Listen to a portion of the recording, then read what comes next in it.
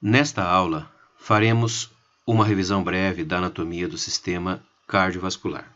O coração humano está situado numa região do tórax que denominamos mediastino, entre os dois pulmões, e possui uma forma aproximada de uma pirâmide de base triangular. O ápice dessa pirâmide está voltado para baixo, para a esquerda e para a frente. A base está voltada para cima, para trás e para a direita. Essa foto mostra o coração com os grandes vasos a ele relacionados. Para que possamos dar nome aos vasos sanguíneos de maneira adequada, convém estabelecer a seguinte regra. Todo vaso que chega ao coração trazendo sangue, nós chamaremos de veia. E todo vaso que sai do coração expulsando sangue, nós chamaremos de artéria, independente da cor que esses vasos apresentam nos atlas de anatomia. Essa figura mostra algumas das principais estruturas anatômicas que se visualiza numa vista anterior do coração. Temos aqui a veia cava superior, que traz sangue da cabeça, do pescoço e do membro superior.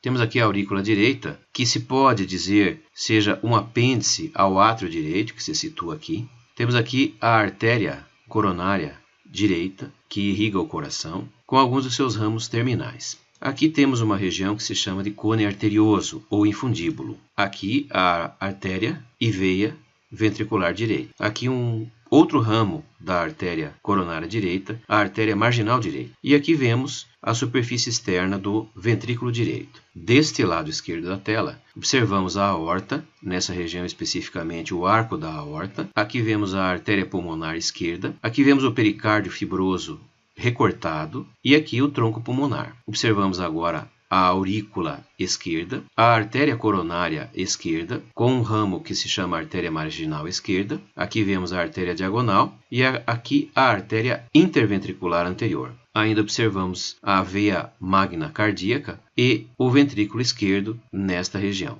Temos aqui ainda o ápice do coração.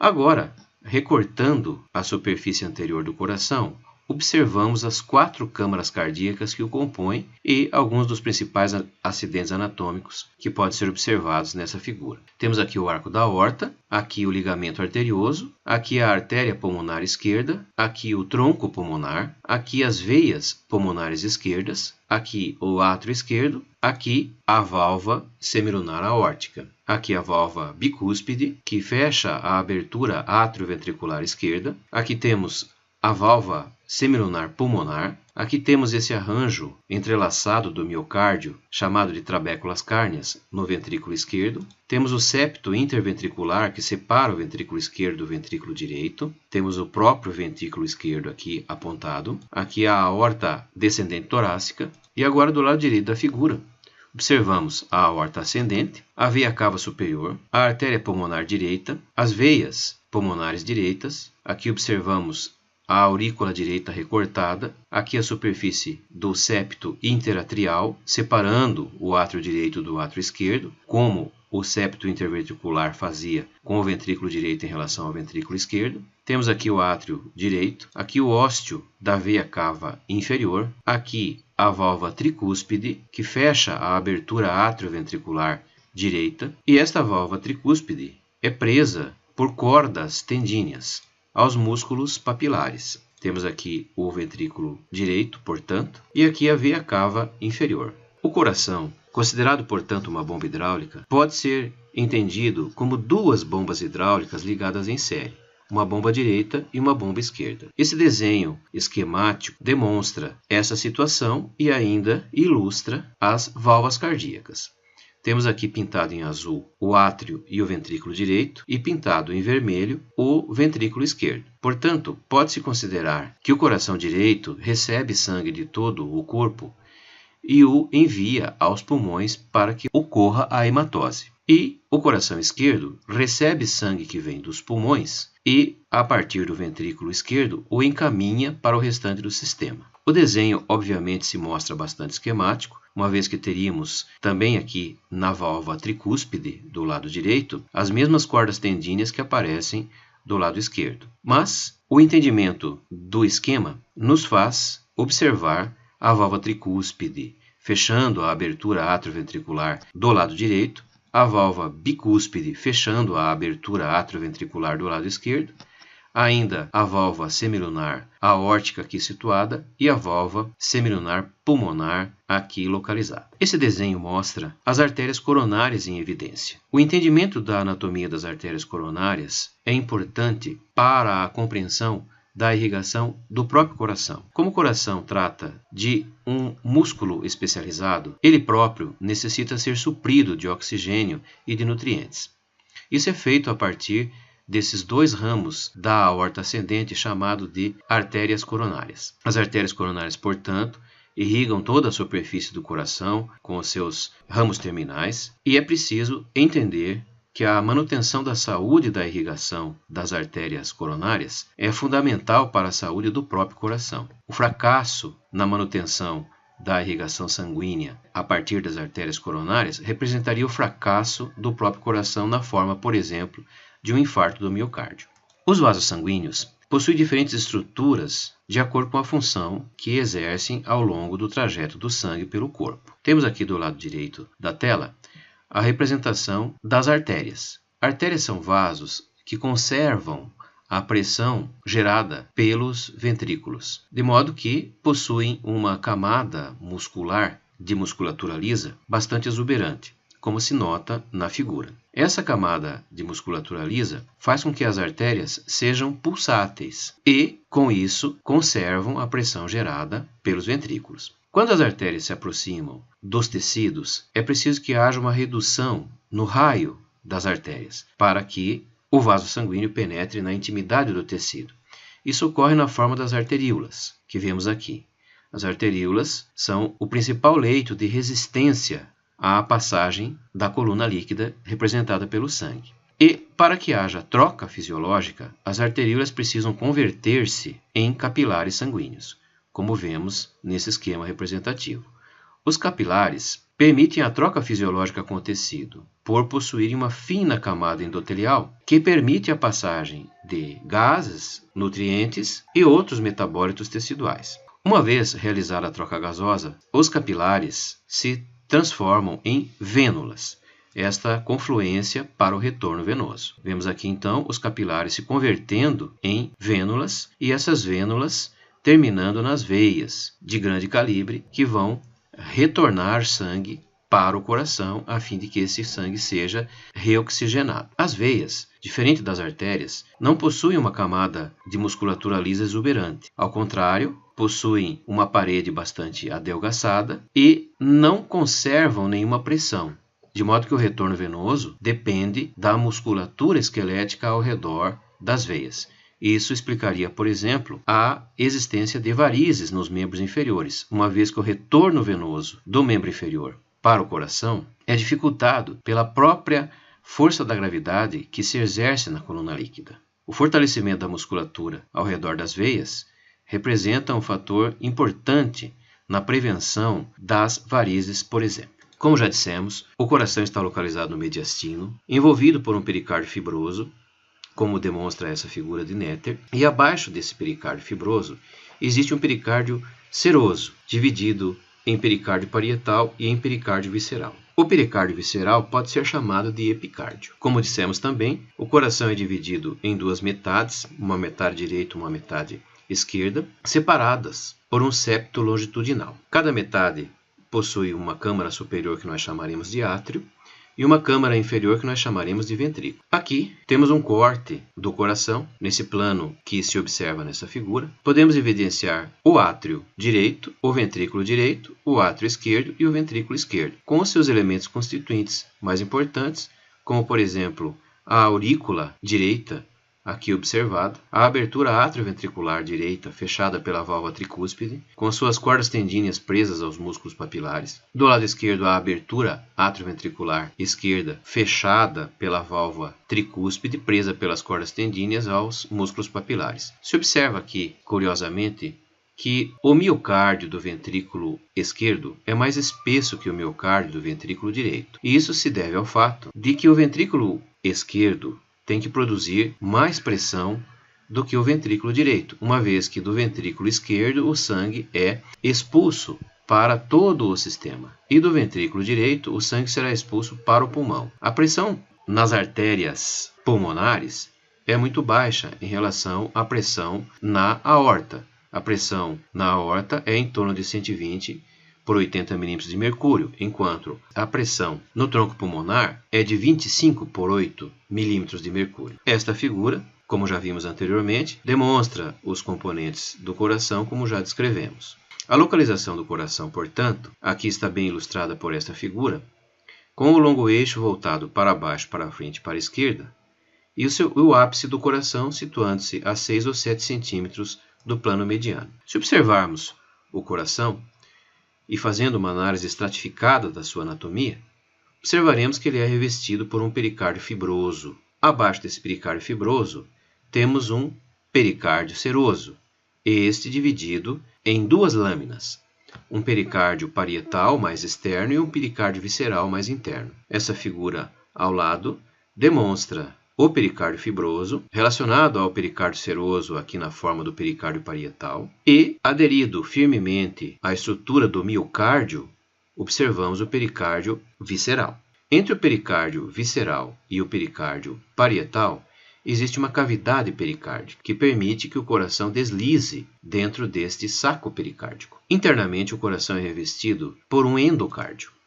Aqui também observamos um esquema do pericárdio fibroso. E na figura ao lado, aquilo como dissemos, a camada de pericárdio fibroso relacionada à camada de pericárdio parietal, que já é pericárdio seroso, e aqui o pericárdio visceral, também dito epicárdio. Entre o epicárdio e o pericárdio parietal, se observa o saco pericárdico. Aqui vemos ilustrado o miocárdio, e aqui internamente o coração é revestido por um endocárdio. Este filme, realizado pela professora Tânia Mara Ruivo, no Laboratório de Anatomia das Faculdades Integradas do Vale do Iguaçu, a nossa Uniguaçu, demonstra exatamente o que dissemos em relação ao pericárdio fibroso. Na dissecação dessa estrutura, pinçado aqui o pericárdio fibroso, recortamos o mesmo e podemos observar lá dentro o coração.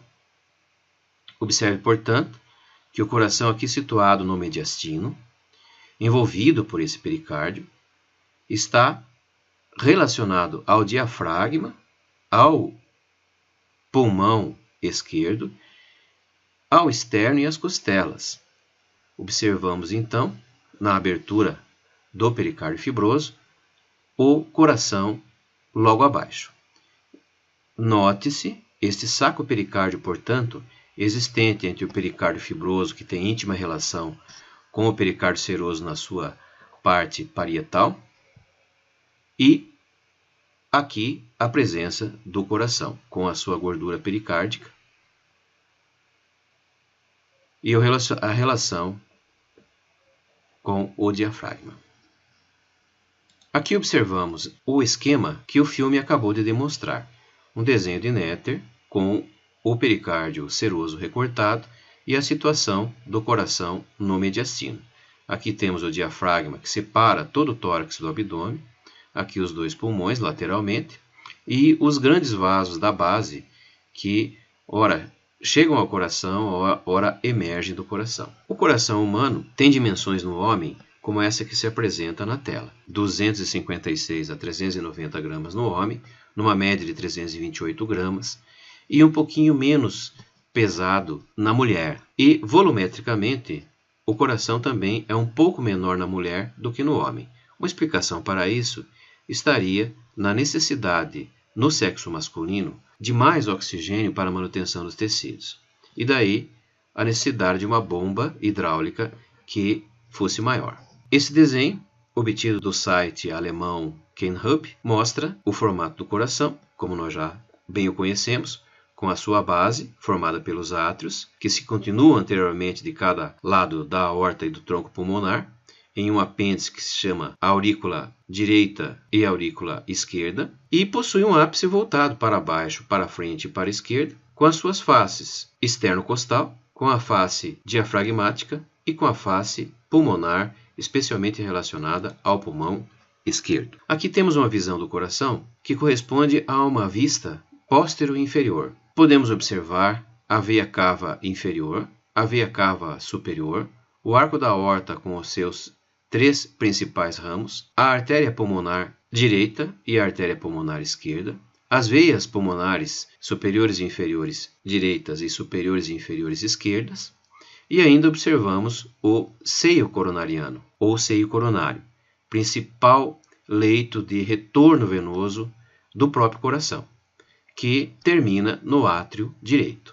Aqui vemos também uma vista posterior com os acidentes anatômicos já observados no desenho anterior. Se nós pudéssemos abrir o átrio direito, observaríamos a presença dos seguintes acidentes anatômicos: o ósseo da veia cava superior aqui situado, o ósseo da veia cava inferior aqui situado, o ósseo do seio coronário, forames das veias mínimas que na ilustração não aparecem com nitidez, o ósseo atrioventricular direito fechado pela válvula tricúspide e o septo interatrial que separa o átrio direito do átrio esquerdo, e aqui evidenciando-se a fossa oval, que é um remanescente da janela oval. Podemos ainda observar a aurícula direita e esse arranjo entrelaçado do miocárdio que chamamos de trabéculas cárneas. É o que se observa, portanto, nessa figura isolada: ósseo da veia cava superior, o ósseo da veia cava inferior, o ósseo do seio coronariano, forames de veias mínimas que não se evidenciam na figura,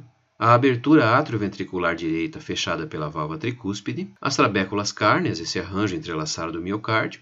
Podemos ainda observar a aurícula direita, podemos observar também a fossa oval, um resquício da janela oval. Ao observarmos o átrio esquerdo, podemos observar que para ele confluem as veias pulmonares direita e esquerda, superior e inferior, os forames das veias mínimas que não são observados na figura, o ósseo atrioventricular esquerdo ou mitral fechado pela válvula mitral. A figura que se apresenta não mostra esse átrio aberto, como aqui, por exemplo, mas não se pode, na figura em questão, observar todos os acidentes anatômicos relacionados. Ao abrir-se o ventrículo direito, iremos observar o ósseo atrioventricular direito fechado pela válvula tricúspide, essa presa pelas cordas tendíneas aos músculos papilares, o ósseo do tronco pulmonar fechado pela válvula semilunar pulmonar, forames de veias mínimas que não podem ser identificados nesta figura, e ainda temos que pensar que há o septo interventricular que separa o ventrículo direito do ventrículo esquerdo. É o que podemos observar nessa figura isolada de Netter, demonstrando como é a anatomia do ventrículo direito, evidenciando a válvula tricúspide, que fecha a abertura atrioventricular direita, esta válvula tricúspide presa pelas cordas tendíneas aos músculos papilares, aqui as trabéculas cárneas, esse arranjo entrelaçado do miocárdio, existem aqui os forames das veias mínimas que não são observáveis na figura, temos ainda o ósseo do tronco pulmonar fechado pela válvula semilunar pulmonar, aqui nitidamente formada por três cúspides. Temos ainda a separação do ventrículo direito em relação ao ventrículo esquerdo, representada pelo septo interventricular. A anatomia do ventrículo esquerdo evidencia o ósseo atrioventricular esquerdo fechado pela válvula bicúspide, presa pelas cordas tendíneas aos músculos papilares do ventrículo esquerdo. Observamos o arranjo entrelaçado do miocárdio, que chamamos de trabéculas cárneas. Temos ainda o ósseo aórtico, que não aparece nessa figura, e que é fechado pela válvula semilunar aórtica, e forames de veias mínimas que também não são evidenciados na figura em questão. Temos aqui essa figura isolada, mostrando as estruturas citadas anteriormente. O coração, como já dissemos, é irrigado por ramos da aorta ascendente, aqui mostrados na figura, e chamados de artérias coronárias. As artérias coronárias, portanto, com os seus respectivos ramos terminais, irrigam todo o coração e permitem que o coração receba nutrientes e oxigênio para o correto funcionamento do miocárdio. Assim como as artérias coronárias irrigam o coração, as veias coronárias drenam o coração, recolhem este material sanguíneo drenado para o seio coronariano e o seio coronariano desemboca no átrio direito do coração. Assista à segunda aula desta breve revisão da anatomia do sistema cardiovascular.